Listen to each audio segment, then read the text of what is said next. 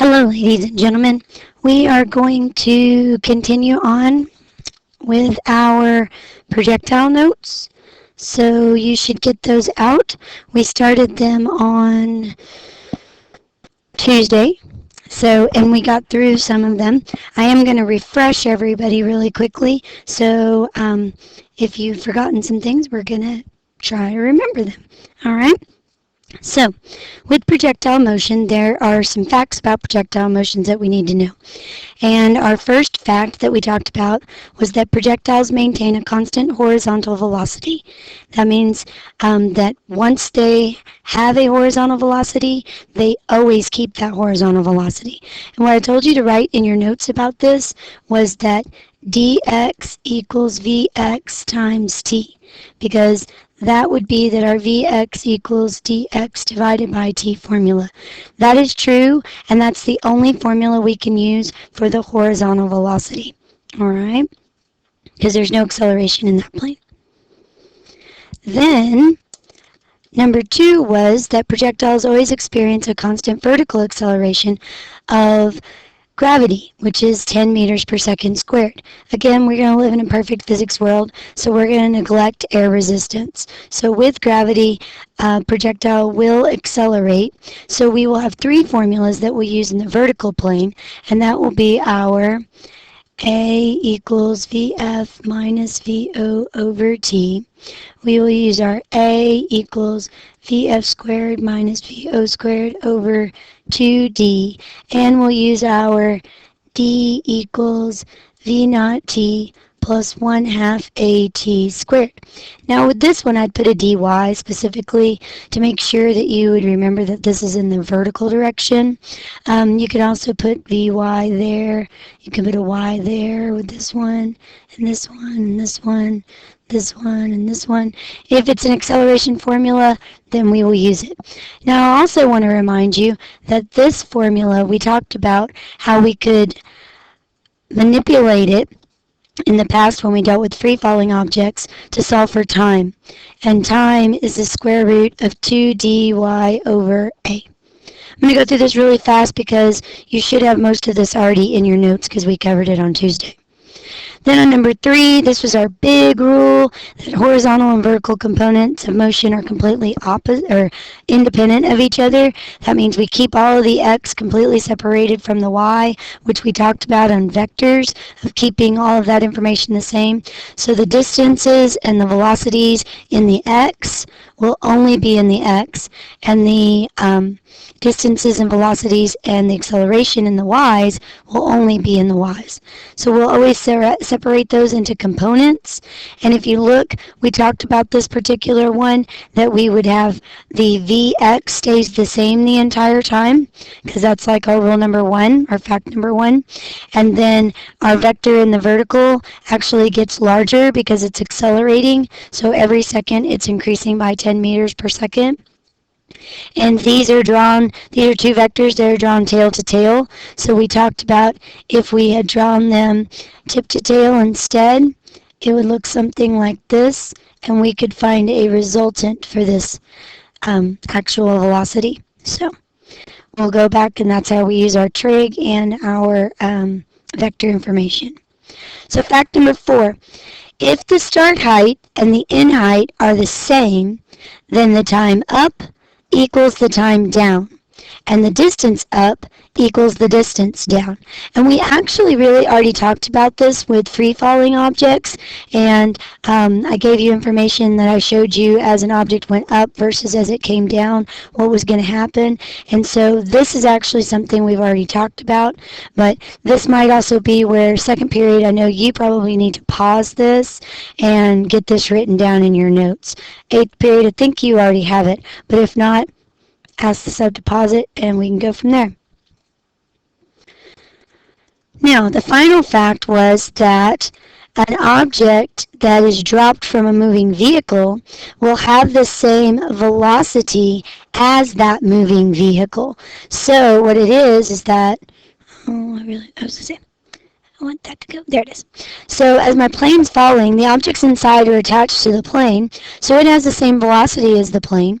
So this horizontal velocity never ever changes. So once you give that object that horizontal velocity of, in this example, 115 meters per second, then when it's detached from the airplane, it still has that horizontal velocity. So that's something to understand, that if you throw something out of your car window and you're going 60 miles per hour, then whatever you throw out your window also has a horizontal velocity of 60 miles per hour. So this is an important fact to remember. So these are our 5 facts.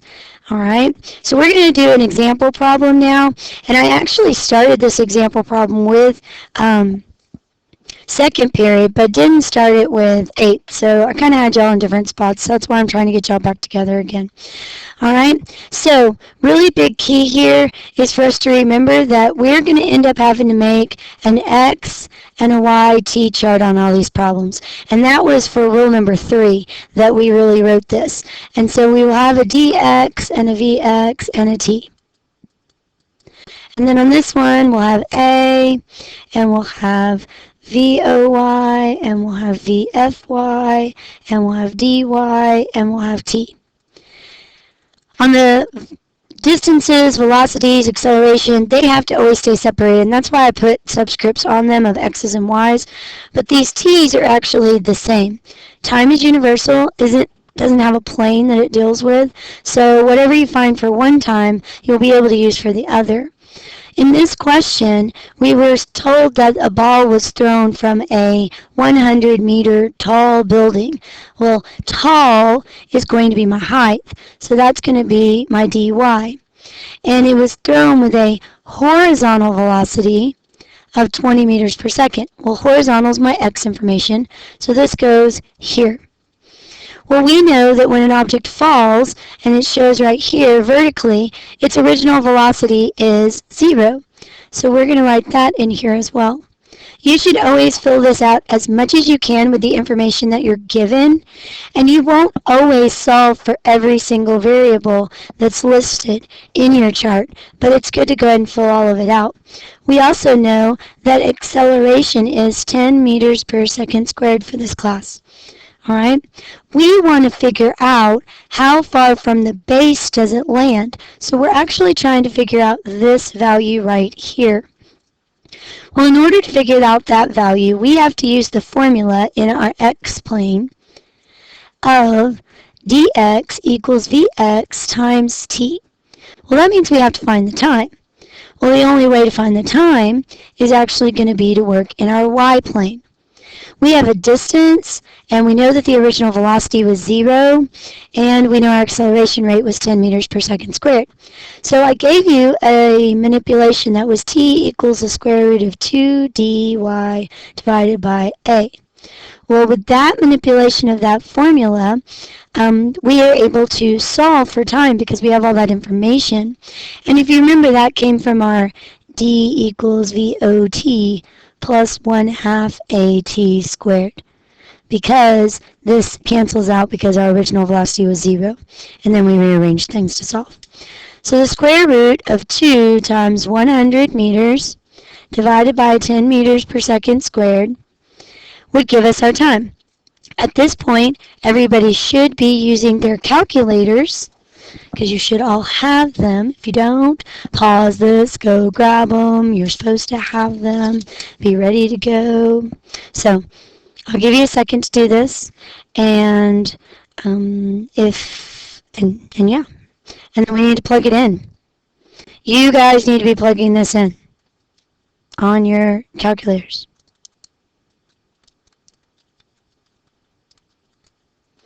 Hopefully somebody has an answer.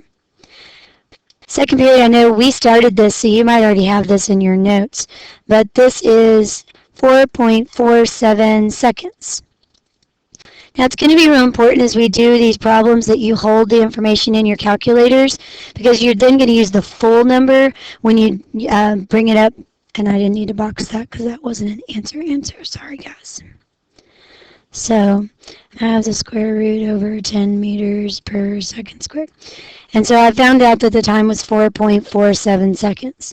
I write down this rounded number on my paper, but I keep that full number in my calculator. So I'm now going to have this plugged in right here, 4.47 seconds, and I'm going to be able to carry it over to here, so it's 4.47 seconds. And now I'm going to be able to say, I have both of the information that I need to find my dx. So now I can say dx equals 20 meters per second times my 4.47 seconds, and I'll actually take the entire number from my calculator. So I'll just take that number of the 4.47214 and multiply it by 20 in my calculator, and you should come up with the fact that your dx value is 89.44 meters, and that would be how far it landed away from the building. So this is just this is one type of problem that we can do. We can do free-falling problems, which we already did way back when we did our motion. And so they're just a straight value. They won't have any x information.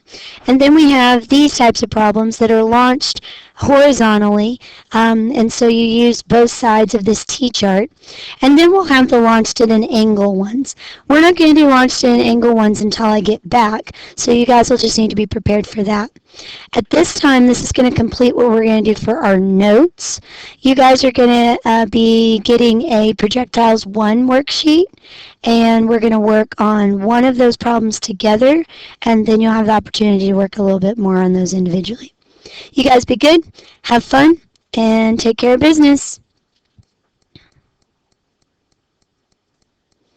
Alright, so let's just review. Sorry, I'm going to go ahead and finish this up. I thought I was going to be done, but I'm not. Psych. Alright, so our facts about our projectiles. Let's go over them really quick one more time. 1. Projectiles maintain a constant horizontal velocity. Once they have a horizontal velocity, always that horizontal velocity. 2. Projectiles always experience a constant vertical acceleration of 10 meters per second squared. So this is always a vertical piece of information, and it always accelerates in the vertical. 3. Horizontal and vertical motion are completely independent of each other. Keep your x completely separated from your y. Really, really important. This is our big rule. 4. If the start height and the end height are the same, the time up equals the time down. The distance up will also equal the distance down. And 5, objects dropped from a moving vehicle have the same velocity as the moving vehicle.